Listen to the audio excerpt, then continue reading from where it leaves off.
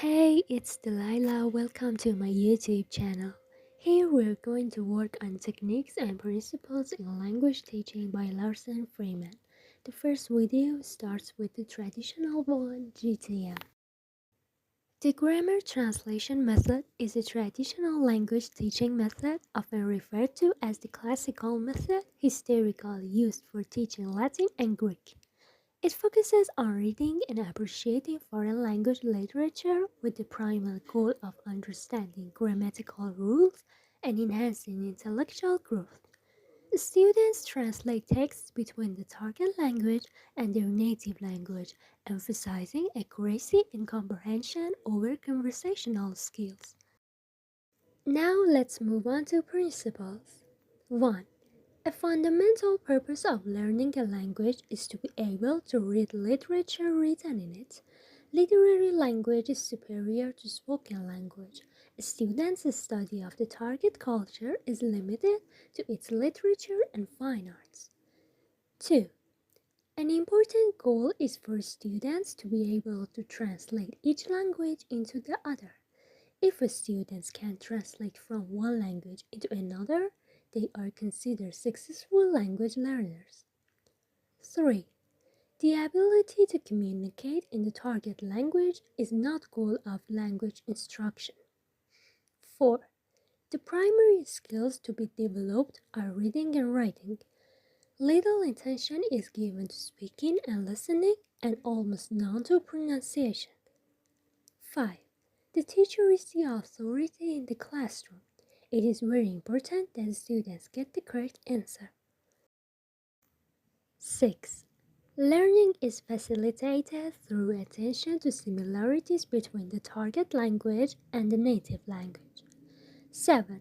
It is important for students to learn about the grammar or form of the target language. 8.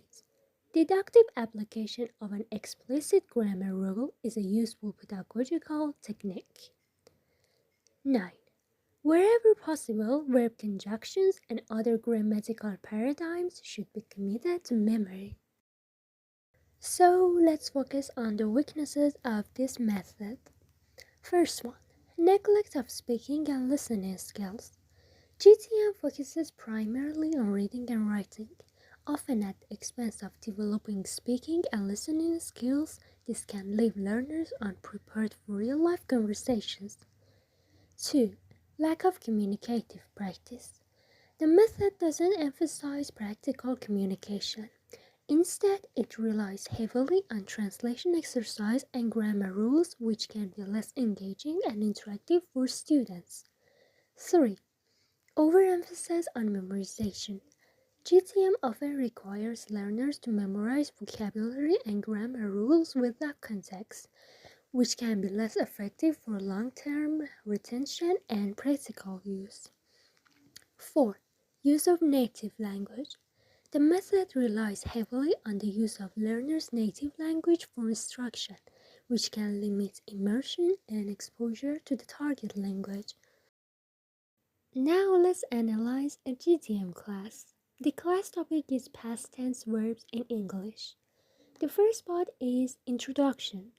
Teacher greets students and explains the objects of the lesson. These are to learn and understand the past tense verbs in English. Teacher writes the topic on the board. Past tense verbs. 2. Presentation of grammar rule. Teacher explains the formation of the past tense in English, including regular verbs and irregular verbs. Teacher writes several examples on the board. 3. Translation exercise. Teacher provides sentences in the student's native language and asks students to translate them into English using past tense verbs. For example, he went to the store and used the native language. 4. Reading comprehension. Teacher hands out a short passage in English that uses past tense verbs extensively. Students read the passage silently and then translate it into their native language. For example, yesterday I visited my grandparents and we cooked a delicious meal and so on. 5. Grammar practice. Teacher gives students a worksheet with fill in the blank sentences that require past tense.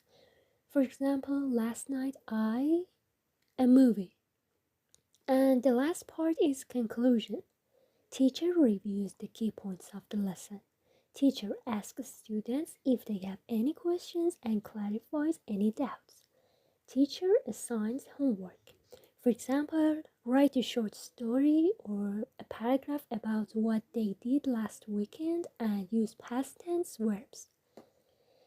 This class structure focuses on understanding and applying grammatical rules, translating between languages, and enhancing reading and writing skills, which are the core principles of the grammar translation method. So, here we are on the last slide. The grammar translation method has played a significant role in the history of language teaching, especially for classical languages such as Latin and Greek.